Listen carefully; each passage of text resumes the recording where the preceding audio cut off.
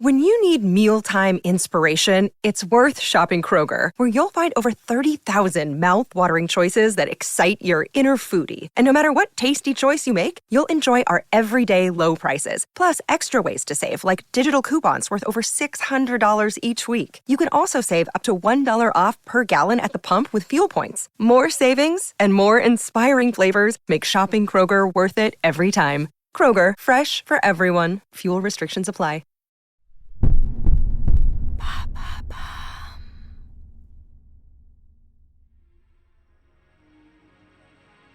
Bonjour à vous, ici Andrea. Bienvenue dans True Story. Aujourd'hui, je vais vous parler de l'une des psychopathes et tueuses en série les plus dérangeantes des États-Unis. Son charisme et sa renommée ont convaincu des dizaines de personnes de s'en remettre à ses soins. Cette prétendue docteure affirmait que la privation de nourriture était le remède à toutes les maladies. Mais ses pratiques étaient pour le moins inhabituelles. Son nom, Linda Burfield Hazard. De l'escroc à la tueuse en série, découvrez sa True Story.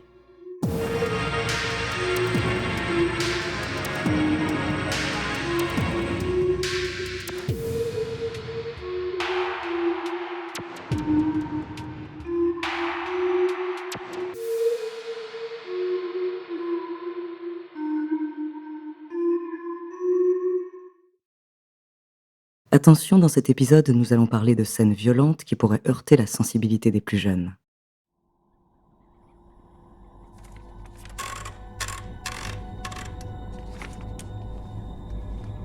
Journal de bord de Earl Erdman. Jour 1. J'ai vu le docteur Hazard aujourd'hui. Je commence mon traitement. Pas de petit déjeuner, une soupe de légumes à midi et la même chose le soir. Jour 5 à 8. Une orange au petit déjeuner, une soupe de légumes à midi et la même chose le soir. Jour 13. 2 oranges le matin, rien le reste de la journée. Jour 16. Une tasse de bouillon le matin. J'ai mieux dormi hier soir. Je commence à sentir les effets bénéfiques. J'ai quand même la tête qui tourne et les yeux un peu jaunes. Jour 22. J'ai bu un jus d'orange ce matin. Mais j'ai mal au dos, du côté droit, juste en dessous des côtes. Jour 24, mal au crâne. J'ai mangé 2 petites oranges le matin et j'ai bu une tasse et demie de soupe à la tomate en début de soirée. Je sens mon cœur battre, je transpire beaucoup.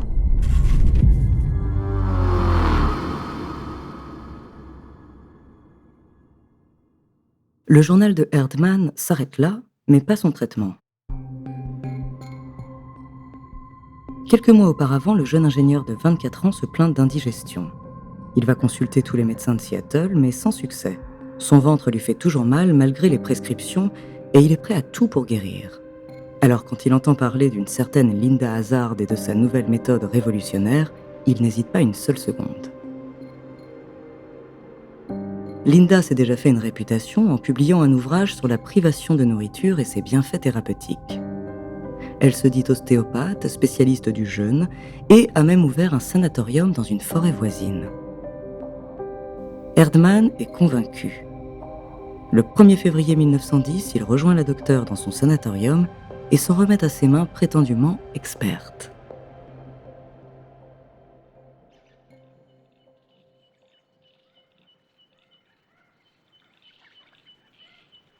Le cadre est sublime. À quelques kilomètres de Seattle, cette forêt de cèdres et de fougères respire la sérénité. Un petit ruisseau court non loin de là. Et quand il se met à pleuvoir, un épais brouillard recouvre tout le paysage. Les grenouilles sortent alors de leurs étangs et coassent toute la journée. Erdman décide de tenir un journal de bord. Les premières semaines de traitement s'écoulent assez tranquillement. Le jeune homme mange très peu et commence à sentir les premiers symptômes de la faim, mais il dort mieux que d'habitude. Le régime strict de Linda Hazard porte décidément ses fruits. Mais au bout d'un mois, les choses se compliquent, car la prétendue docteure a décidé d'introduire 2 nouveaux éléments à son quotidien. D'abord, il faut purifier son organisme. Chaque jour, Linda Hazard injecte donc 1 demi-litre d'eau dans le corps du jeune homme à l'aide d'une seringue rectale. Et pour calmer ses douleurs, la prétendue ostéopathe le masse. Mais ces massages sont loin d'être des gestes doux. Le corps du jeune homme est rapidement couvert de bleu et son dos est contusionné.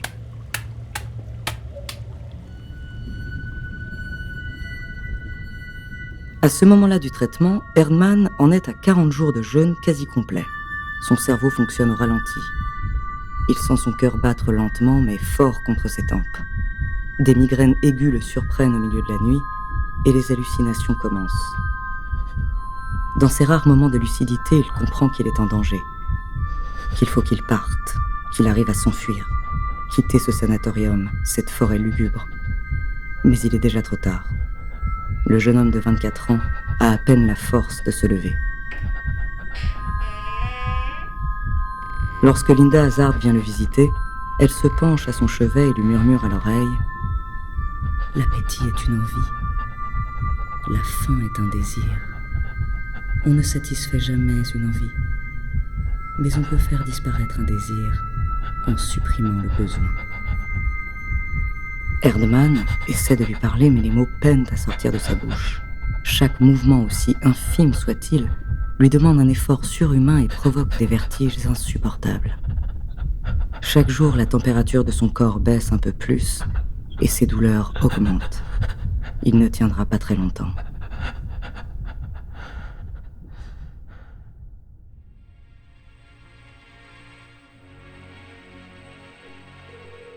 On se retrouve juste après une petite pause pour la suite de cette histoire incroyable.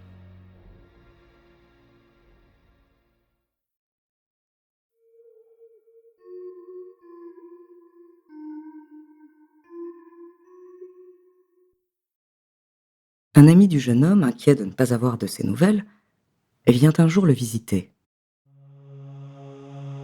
Le spectacle est abominable. Il n'a jamais vu ça. Sa peau, translucide, est collée à ses os. Ses côtes ressortent horriblement. Il a même du mal à le regarder tant ses yeux sont enfoncés dans leurs orbites. Il ressemble à un vieillard, faible et épuisé. Son ami le conduit immédiatement à l'hôpital le plus proche. Mais la transfusion de sang qu'il attend arrive trop tard et Earl Erdmann meurt le 28 mars 1910, moins de 2 mois après avoir commencé son traitement.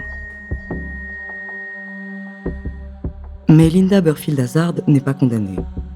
La raison de son impunité, elle n'est pas officiellement docteur. Linda n'a jamais eu de diplôme de médecine et n'est pas reconnue par l'État de Washington. Les autorités judiciaires considèrent donc la mort du jeune Erdmann comme une forme de suicide. La responsabilité de Linda Hazard ne sera reconnue qu'1 an plus tard, à l'occasion d'un autre meurtre qui, cette fois, fera beaucoup plus parler de lui.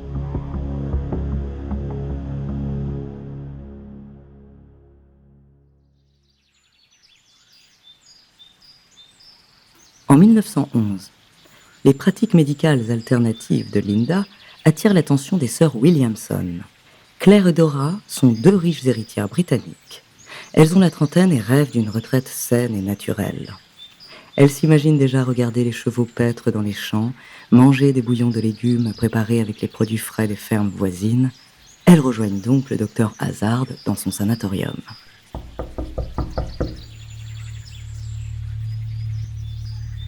Mais le rêve se change rapidement en cauchemar, car la même litanie reprend. Une soupe, une orange, un lavement, un massage, 1 fois par jour. Linda Hazard ajoute même un bain quotidien brûlant à sa panoplie morbide. Elles perdent peu à peu la raison et deviennent des proies faciles pour la doctoresse. Très vite, les sœurs Williamson s'évanouissent plusieurs fois par jour et commencent à délirer.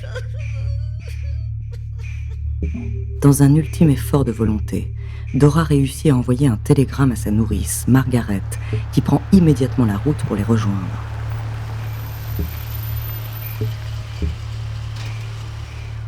Ses soupçons se confirment en arrivant devant le sanatorium.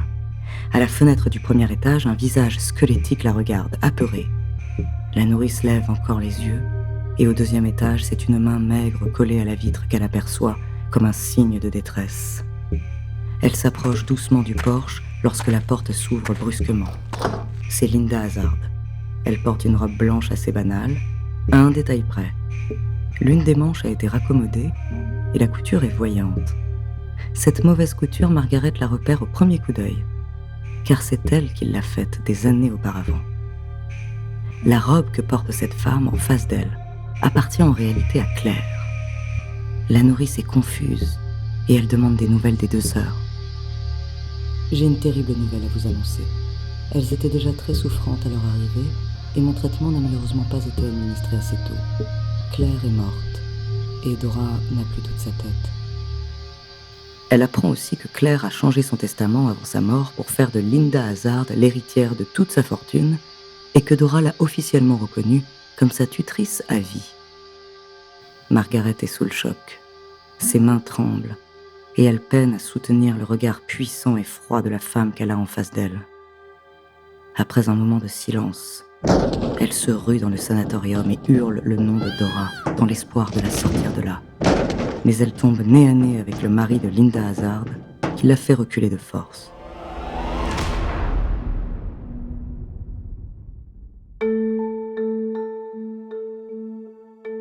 Contrainte de quitter les lieux, elle contacte immédiatement l'oncle des 2 sœurs.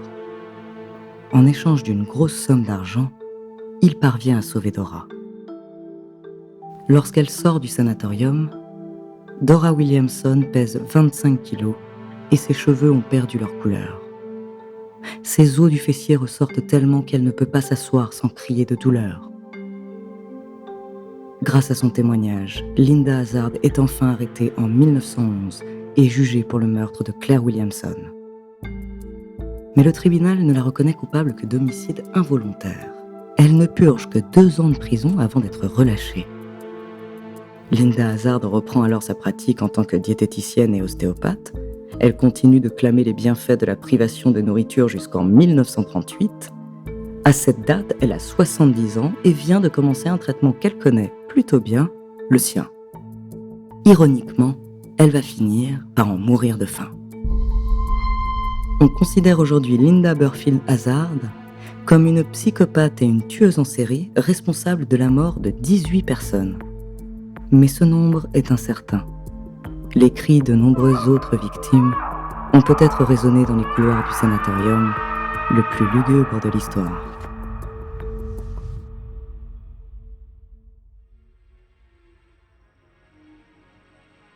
Merci d'avoir écouté cet épisode de True Story. La semaine prochaine, je vous parlerai de la collaboration retentissante entre un grand marchand d'art et un faussaire de génie. En attendant, n'hésitez pas à nous faire part d'histoires que vous aimeriez entendre sur votre plateforme d'écoute préférée ou alors via la page Instagram ou Twitter de Bababam. Nous nous ferons un plaisir de les découvrir.